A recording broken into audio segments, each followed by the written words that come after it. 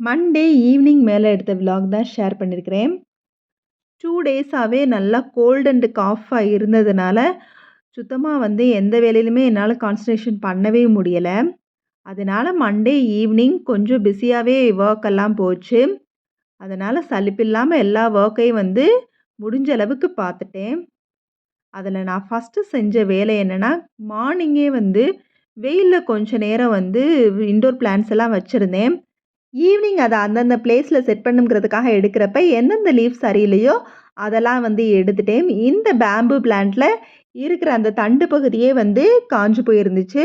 So அது இருந்தா நல்லா இருக்க லீஃபையும் அஃபெக்ட் பண்ணணும். அதையும் பார்த்து எடுத்து போட்டுட்டேன். இது சின்னதா நான் எடுத்து போட்ட மணி பிளான்ட்டு தண்ணீல போட்டு வச்சிருக்கிறேன்.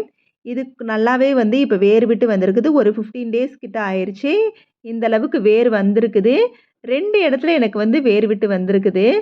இன்னும் கொஞ்சம் நல்லா வேர் விட்டுருச்சுன்னா, கொக்கோ பீட் போட்டு வச்சு விட்டுருவேன். ஸோ இந்த கப்புமே பார்க்க அழகா இருந்துச்சு. அதனால இதிலேயே தான் அடுத்து கொக்கோ பீட் போட்டு இந்த செடிய வைக்க போறேன்.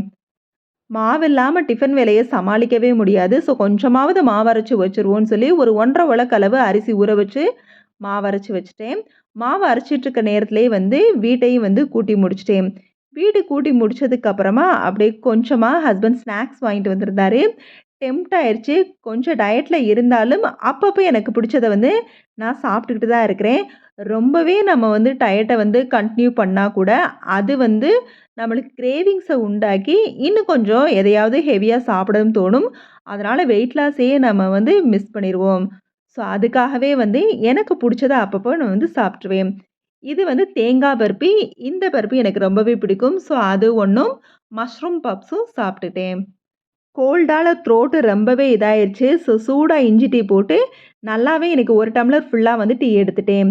டீ எல்லாம் குடிச்சு முடிச்சதுக்கு அப்புறமா ரெஃப்ரெஷ் ஆகி, வழக்கம் போல ஈவினிங் கொஞ்ச நேரம் பூஜை அறையில டைம் ஸ்பெண்ட் பண்ணிட்டேன். கொஞ்ச நேரமாவது ஒரு பூஜை அறையில டைம் ஸ்பெண்ட் பண்ணா தான் மைண்ட் ரிலாக்ஸா இருக்குது. ஸோ அதனால உடம்பு முடியலனா கூட இந்த வேலைய நான் கரெக்ட்டா செஞ்சுருவேன்.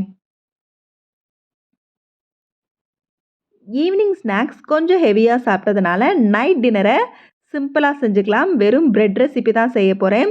ஸோ அதனால கொஞ்சம் எனக்கு டைம் இருந்ததுனால, மிளகு பொடி, தனியா பொடிலாம் தீந்துருச்சு. ஸோ அத அரைச்சு வச்சுக்கலான்னு சொல்லிட்டு, மிளகு பொடிய தான் ஃபர்ஸ்ட்டு அரைக்கிறதுக்காக மிளக தட்டி, அதில இருக்க தேவையில்லாத வேஸ்ட்டு குச்சியெல்லாம் எடுத்து போட்டுட்டு, கொஞ்சம் வாணலில போட்டு நல்லா வறுத்து விட்டுட்டு, அப்புறம் அரைச்சோம்னா, கொஞ்சம் ஃப்ளேவரா இருக்கும். வெயில் இருந்தா நல்லா வெயில்ல காய போட்டு, அதுக்கப்புறமா இந்த மாரி ட்ரை ரோஸ்ட் பண்ணி அரைக்கலாம். இப்போ கொஞ்சம் வெயில் கம்மியா இருக்கிறதுனால, நான் மிளகு பொடியும், தனியா பொடியும் வெறுமனையா ட்ரை ரோஸ்ட் பண்ணி அப்படியே அரைச்சுட்டேன். மிளகு வறுக்கிற நேரத்தில, அது கொஞ்சம் சிம்ல போட்டு நல்லா வறுத்து விட்டுக்கலாம். அது வறுபடுற நேரத்தில, நம்ம தனியாவுக்கும் இந்த மாரி வேஸ்ட்டான இந்த குச்சியெல்லாம் எடுத்து போட்டு கிளீன் பண்ணி வச்சுட்டு, மிளகு அதுக்குள்ள வறுபட்டுரும். ஸோ மிளகு அந்த பட்டு பட்டுன்னு சவுண்டு வர்றப்ப, நம்மளுக்கு மிளகு ஓரளவு நல்லா வறுபட்டுருச்சுன்னு அர்த்தம். ஸோ அதோட ஸ்டவ்வ ஆஃப் பண்ணிட்டு, மிளக சூடாறுற வரைக்கும் ஒரு பிளேட்ல கொட்டி வச்சுக்கலாம். இது ஆறுற நேரத்தில தனியாவையும் நான் ட்ரை ரோஸ்ட் பண்ணி வச்சுட்டேன். தனியா ட்ரை ரோஸ்ட் பண்றப்ப, 1 ஸ்பூன் அளவு நெய் விட்டு நம்ம ரோஸ்ட் பண்ணோம்னா, நல்ல ஃப்ளேவரா இருக்கும். ஸோ நான் அந்த மாரி பண்ணாம, இன்னைக்கு வெறுமனையா ரோஸ்ட் பண்ணி, அத ஆற வச்சு, கொஞ்ச நேரம் கழிச்சு நல்லா சூடு ஆறுனதுக்கு அப்புறமா தான் அரைக்க போறேன். மிளகையும், தனியாவையும் ஆறுறதுக்காக தனியா எடுத்து வச்சுட்டேன்.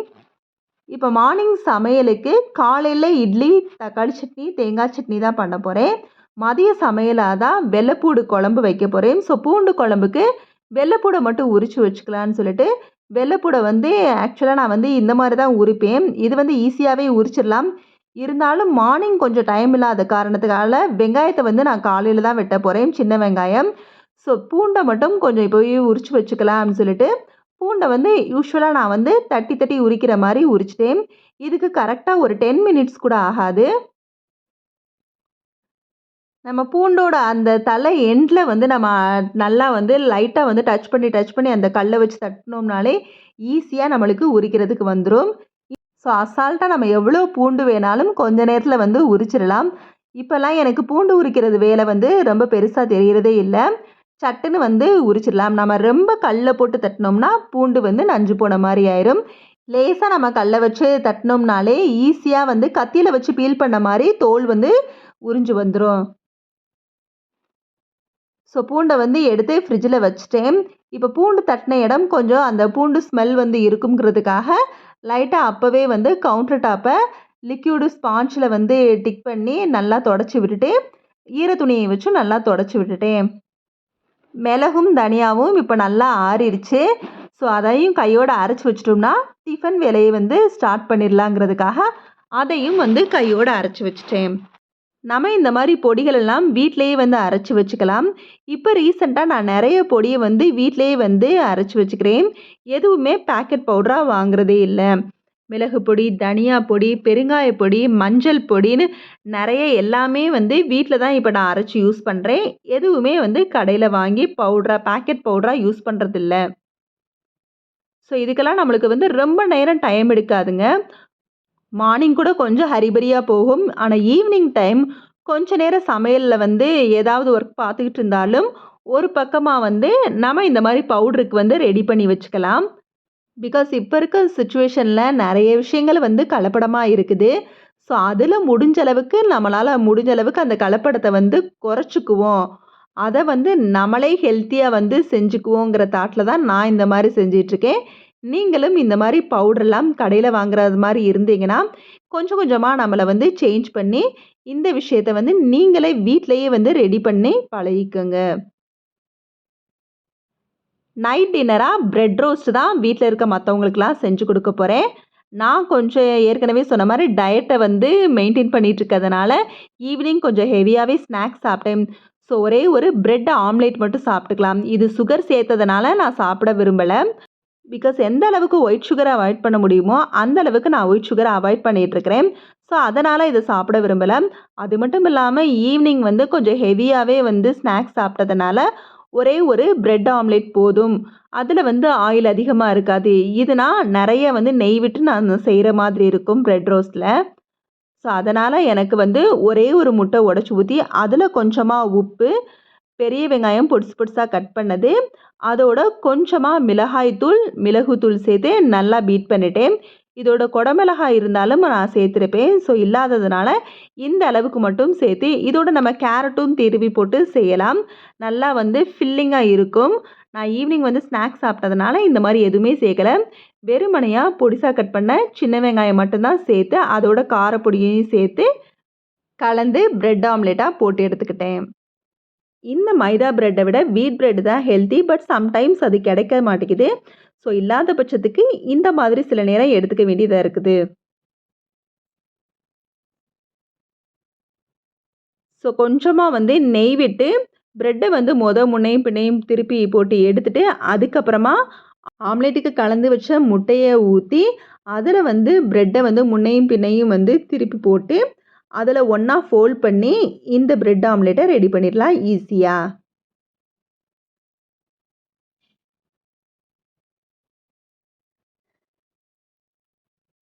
இதில் இன்னுமே கொஞ்சம் ஃப்ளேவராக இருக்கணுங்கிறதுக்காக மல்லி இலையெல்லாம் பொடிசாக சாப் பண்ணி தூவினோம்னா சூப்பராக இருக்கும். ஸோ இன்றைக்கி வந்து எதுவுமே வந்து நான் சேர்க்க விரும்பலை. அதனால் சிம்பிளாக வந்து இந்த பிரெட் ஆம்லேட்டை போட்டு எடுத்துக்கிட்டேன். நல்லா பார்த்தீங்கன்னா முன்னையும் பின்னையும் நல்லா வெந்து வந்துருச்சு. இந்த பிரெட்டில் ரொம்ப காரம் வந்து சேர்க்க வேணாம். அந்த பிரெட்டோட இனிப்பு டேஸ்ட்டும் இருந்தால் தான் நம்மளுக்கு வந்து அந்த ஃப்ளேவர் வந்து சூப்பராக இருக்கும். அதுக்காகவே நான் வந்து நிறைய வந்து பொடிகள் சேர்க்கலை. லாஸ்ட்டாக இந்த மாதிரி லைட்டாக அந்த பெப்பரை வந்து தூவி இறக்குனோம்னா சூப்பரான பிரெட் ஆம்லேட் ரெடி. அப்படியே கையோட பிரெட் ரோஸ்ட்டுக்கு வந்து கலந்து வச்ச முட்டை, பால், ஜீனி இதை வந்து நல்லா கலந்து வச்சுருக்கிறேன். அதில் வந்து பிரெட்டை போட்டு டிக் பண்ணி எடுத்து ஃபஸ்ட்டு தவாவில் நெய்யை ஊற்றி விட்டுட்டு அதுக்கப்புறமா டிக் பண்ண பிரெட்டை எடுத்து அதில் போட்டு பெரட்டி எடுத்துக்கிட்டோம்னா நல்லா டேஸ்டான ஸ்வீட்டான பிரெட் ரோஸ்ட்டும் ரெடி ஆயிரும். இதுவும் குழந்தைங்க வந்து ரொம்ப விரும்பி சாப்பிடுவாங்க. தேவைப்பட்டால் இன்னும் கொஞ்சம் நாம் வந்து நெய் ஆட் பண்ணிக்கலாம். அந்தளவுக்கு நெய் இருக்கிற அந்த டேஸ்டெல்லாம் வந்து தெரியாது. ஸோ சாப்பிடவும் நல்லா டேஸ்ட்டாக இருக்கும். எப்போவுமே ஒரே டிஷ்ஷாக வந்து செஞ்சு சாப்பிட்றதுக்கு பதிலாக இந்த மாதிரி ஏதாவது டிஃப்ரெண்ட்டாக செஞ்சு கொடுத்தோம்னா குழந்தைங்களும் விரும்பி சாப்பிடுவாங்க. நம்மளுக்கும் சமையல்ல கொஞ்சம் இன்ட்ரெஸ்ட் கூடும்.